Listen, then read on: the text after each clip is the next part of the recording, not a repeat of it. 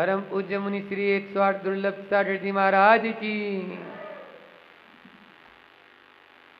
एक बार ऐसा हुआ कि वृक्ष को धरती से पानी मिलता था और धरती ने वृक्ष से कहा कि देखो, मैं तुम्हें पानी देती हूँ तो तुम्हारा अस्तित्व है, इसलिए तुम लोगों को छाया देना बंद कर दो। तुम लोगों को छाया देना बंद कर दो। वृक्ष ने कहा, माँ ऐसा तो नहीं हो सकता, मैं तो पतितों को छाया तो जो मेरी शरण में आएगा, इस घाम से अभी जेठ महीना का धूप में यदि छोटा सा भी पेड़ मिल जाता है तो ऐसा लगता है कि बहुत स्वर्ग का सुख मिल गया हो। जब विहार कर रहे हो और विहार करते करते अच्छी तेज धूप हो, उस समय यदि छोटी सी भी छाया होती है तो वो बहुत काम की होती है, क्योंकि किसी ने सही कहा है कि नींद ना देखे टूटी खाट और भूख न देखे झूठे भात, काम न देखे जात कुजात, है ना। और छाया जहाँ पर मौके की मिल जाए, बैठना भाइयों का चाहे बैर हो, और छाया मौके की चाहे कैर हो। एक बैर का पेड़ होता है ना, ऐसा ही एक कैर का पेड़ भी होता है, राजस्थान में खूब होता है। कैर, कैर की झाड़ी जैसी होती है, अब उसमें कितनी छाया होगी। तो बैठना भाइयों का चाहे बैर हो, और छाया मौके की चाहे कैर हो, और चलना रास्ते का चाहे फेर हो, चाहे फेर ही हो। कई बार ऐसा होता है हम लोगों को भी, महाराज जी बस बिल्कुल शॉर्टकट है, अब सीधे सीधे रोड रोड आते 108 किलोमीटर तो, और जो शॉर्टकट बताए 10 किलोमीटर निकलो, सो वो जेब कट हो गया, शॉर्टकट नहीं हुआ। तो इस प्रकार से हमें वह वृक्ष कहता है कि छाया तो मैं दूंगा। कुछ दिन तक धरती चुप रही। धरती ने फिर एक दिन कहा, देखो मैं अपना पानी देना बंद कर दूंगी, तुम सूख जाओगे, तुम ये छाया दे रहे हो, अब जो है तुम एक काम करो कि तुम्हारे ऊपर ये जो घोंसले वगैरह बना लेते हैं ना पक्षी, अच्छा नहीं, हाँ तुम जिस किसी को ये आश्रयदान दे देते हो ये बढ़िया नहीं है, तुम ये बंद करो। तो वो बोलता है ये तो मेरे से नहीं होगा, आश्रयदान तो मैं दूंगा, जो मेरे ऊपर आए, कोई भी पशु आए, पक्षी आए, कोई भी घोंसला बनाना चाहे, बंदर आए, कोई भी बैठना चाहे, तो मैं उसको क्यों मना करूंगा, करता भी नहीं है, मना नहीं किया। थोड़े दिन बाद में धरती ने फिर कहा, देखो तुम अपने मीठे मीठे फल सबको बांट देते हो, ये भी सही नहीं है, हम अपना पानी देना बंद कर देंगे।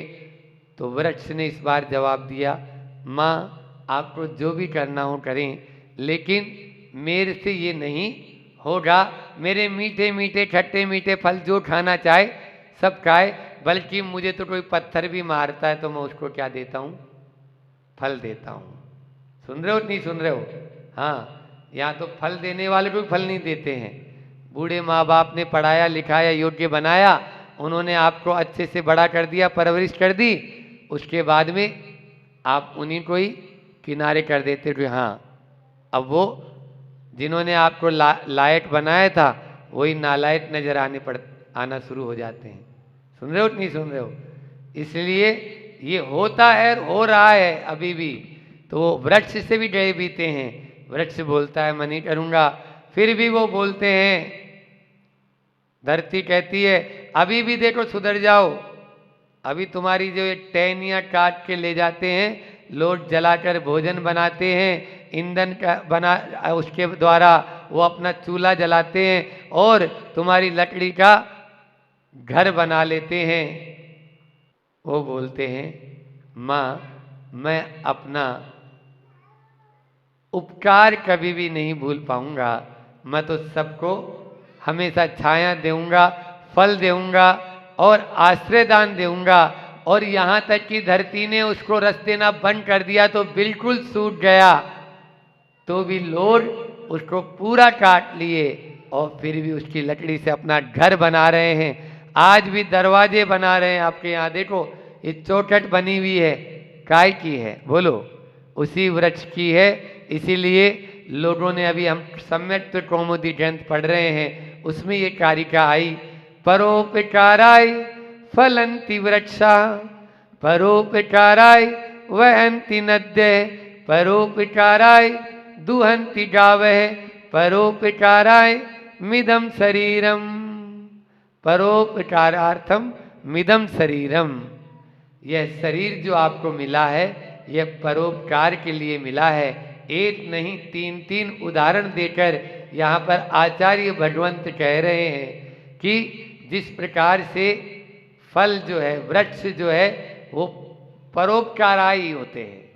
अभी मैंने आपको ये कहानी सुनाई कि बचपन से लेके और वृद्धावस्था तक वह वृक्ष हमेशा परोपकार करता रहता है, चाहे छाया के रूप में, चाहे आश्रयदान के रूप में, चाहे वो लकड़ी के रूप में, ईंधन के रूप में, और चाहे पूरा कट जाने के बाद में भी वह परोपकार को नहीं भूलता है। ऐसा ही हमारे साथ होना चाहिए। ये शरीर जो हमको मिला है काय के लिए मिला है बोलो? स्वार्थ के लिए या परमार्थ के लिए? बोलो, समझ में तो आ रहा है? नहीं आ रहा है? समझ में आ रहा है तो हाँ बोलो, हाँ तो बोलो। परोपकार, हम स्वयं भले ही भूखे रह जाएं, हम स्वयं भले ही हम कुछ भी न करें, लेकिन दूसरों के काम आना ही इस शरीर का सबसे बड़ा धर्म है। हाँ, स्वयं के लिए कुछ भी, अपन को भोजन मिले नहीं मिले, लेकिन परोपकार को कभी भी अपने जीवन में नहीं भूलना चाहिए। ये हमारा स्वभाव है। जिस प्रकार से इन्होंने बताया नदी का स्वभाव, नदी अपना पानी स्वयं पीती है? कभी भी नहीं। वृक्ष कभी अपना फल खाते हैं? कभी भी नहीं खाते हैं। इसी प्रकार से यहाँ पर भी परोपकाराय वहंती नदियाँ, जिस प्रकार से परोपकार के लिए ही बहती रहती है। खेतों में जो आज फसल नजर आ रही है, खूब हरी भरी धरती दिखती है, ये नदियाँ बहती रहती है। यदि मान ली नदी मना कर दे हम नहीं बहेंगे तो क्या होगा? वो खुद भी सड़ जाएगी और उसका पानी भी किसी के काम नहीं आएगा। इसी प्रकार साधुओं की प्रवृत्ति होती है, एक गांव से दूसरे गांव तक जाते रहते हैं। आज आपके गांव में आए तो जो भैया जिसको प्यासा है तो पी लो, हम तो पिलाने के लिए तैयार हैं। वचनामृत जो भगवान महावीर स्वामी की देशना से निकले हैं, वही देशना सबके लिए हितकारी है और वही हम पिलाने के लिए आए हैं। लेकिन आपको घर से बाहर निकलना पड़ेगा। नदी ऐसा नहीं आपके घर में घुस जाए, और नदी को देखने से भी काम नहीं चलेगा। गांव वाले क्या होते हैं, केवल वह देखते रहते हैं। प्यास कब बुझती है?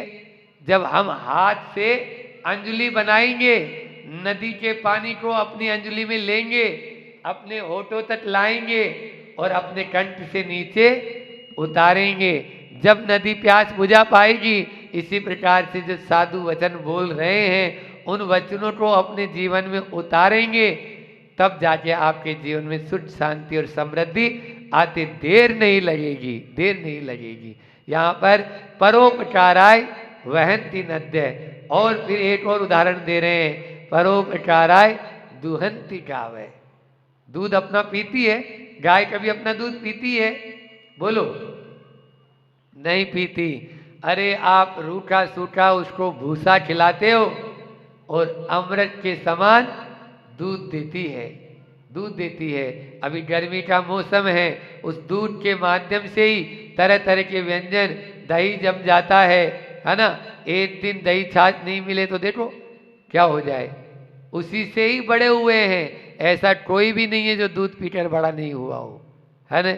माँ के दूध से, गाय के दूध से, भैंस के दूध से, इन्हीं से ही बड़े हुए हैं। निश्चित रूप से ये हमारे लिए पूरा आहार है, आहार, शुद्ध आहार। 24 तीर्थंकर में से 23 तीर्थंकर का अभी आ रही है अक्षय तृतीया, हाँ फिर बोलेंगे, लेकिन अभी बता दें 23 तीर्थंकर का आहार क्या था जो केवल ज्ञान की उत्पत्ति में सहायक हुआ, केवल ज्ञान की उत्पत्ति में सहायक हुआ। क्या था वो? क्षीरान्न, क्षीर और अन्न, मतलब क्षीरान का, क्षीर का मतलब होता है दूध, दूध से। आज के पढ़े लिखे बच्चे दूध को मांसाहार मानने लगे और अंडे को शाकाहार मानने लगे। अब क्या उपदेश दें उनको, बोलो। एक विजन कंसेप्ट आया है। विजन कंसेप्ट का मतलब बोलते हैं कि जानवर से जो दूध आता है वो भी मांसाहार की श्रेणी में आता है। मैं उन लोगों से कहना चाहता हूँ, ऐसी पढ़ाई पढ़ने से तो मूर्ख रह जाते तो अच्छे थे। जो हमारे तीर्थंकर जिन्होंने आहार लिया उसको तुम मांसाहार बोल रहे हो? क्या यही शिक्षा पद्धति है? क्या यही हमारी भारतीय संस्कृति रही थी? अरे तुम्हारा दूध निकालने का तरीका गलत हो सकता है, तुम्हारा गाय को भैंस को पालन करने का तरीका गलत हो सकता है, उसको सुधारो ना। तुम दूध को क्यों मांसाहार बोल रहे हो? आज विदेशी लोग इस कंसेप्ट को मानने लगे हैं और वो दूध और दूध से बने हुए प्रोडक्ट को मांसाहार कहने लगे हैं। ये गलत है। परोपकाराय दुहंति गावे, वो अपने परोपकार के लिए देती है। मैं तो मेनका गांधी के उस सिद्धांत के भी खिलाफ हूं जो हाथियों को गजरत में चलते थे उनको मना करती कि नहीं, उन पे अति भारारोपण होता है। कोई अति भारारोपण नहीं होता। हाथी में कितना मादा होता है, कितनी शक्ति होती है पता है? जब वो रथ को खींचता है तो झूमता था, हमने अपने आंखों से देखा है गुरुजी के साथ में। तो इस प्रकार से ये सब आज की शिक्षा या आज की जो कुतर्क बुद्धि है या जो आज का वैज्ञानिक जो युग हो गया है, इसके कारण से ये सब गलत होता चला जा रहा है। हमें इसको सुधारना है, इसी के माध्यम से अपना कल्याण होगा। और अंतिम चरण दिया परोपकारार्थम मिदम शरीरम, यानी ये जो शरीर है, ये शरीर परोपकार के लिए मिला है, तन मिला है। तो तुम दूसरों के अपने, देखो अपना कल्याण करेंगे, आप अपनी आत्मा का कल्याण करेंगे तो निश्चित रूप से पर का कल्याण तो होगा ही होगा, निश्चित रूप से होगा। आज भगवान महावीर स्वामी ने अपनी आत्मा का कल्याण किया तो हमारे लिए इतना बड़ा मार्ग छोड़ गए जिसको न केवल जैन धर्म के अनुयायी अपितु जन जन उस पर चलने के लिए लालायित होता है। क्यों होता है?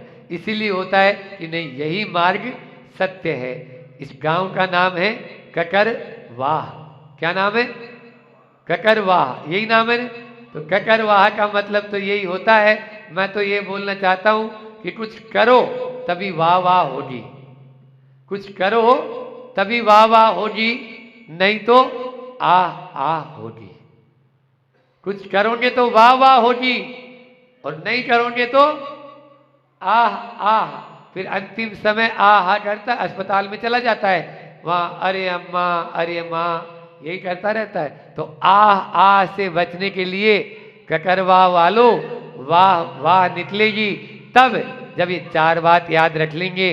जो 4 क है, डबल क है आपके यहाँ, ककरवाह तो क है ना, तो डबल क होने से 4 क याद रख लेना। ये 4 क है क्या, कहाँ, कब और कैसे। द्रव्य, क्षेत्र, काल और भाव। 4 क क्या है? क्या, कहाँ, कब और कैसे। हर क्षेत्र में इन 4 बातों का विवेक रख लेना, आप जीवन में हमेशा उन्नति के शिखर पर पहुंच जाओगे। 0 से हीरो बनने का यही मार्ग है और शून्य से शिखर तक पहुंचने का यही मार्ग है, द्रव्य, क्षेत्र, काल और भाव। आचार्य कुंद कुंद ने भी यही मार्ग बताया, स्वद्रव्य, स्वक्षेत्र, स्वकाल और स्वभाव अपने अंदर में आने का मार्ग है। पर द्रव्य, पर क्षेत्र, पर काल और पर भाव ये भटकने का मार्ग है। हम भटकन से बचें और अपने सही मार्ग को पकड़ें, यही हमारे लिए उपयोगी होगा। इतना ही रखते हैं। आचार्य श्री जी भी, हाँ आगे कुछ लगा दो। आचार्य श्री जी का भी यही भाव रहता है कि जो है परोपकाराय फलंति वृक्षा, परोपकाराय वहंति नद्य, परोपकाराय दुहंति गावे, परोपकारार्थ मिदम शरीरम। आचार्य श्री के मुझ से कई बार सुना है। निश्चित रूप से हम परोपकार के द्वारा अपने जीवन को कल्याण के मार्ग में बढ़ाएं। बोले अहिंसा परमो धर्म की। आचार्य गुरु और विद्यासागर जी महामुनि राज की।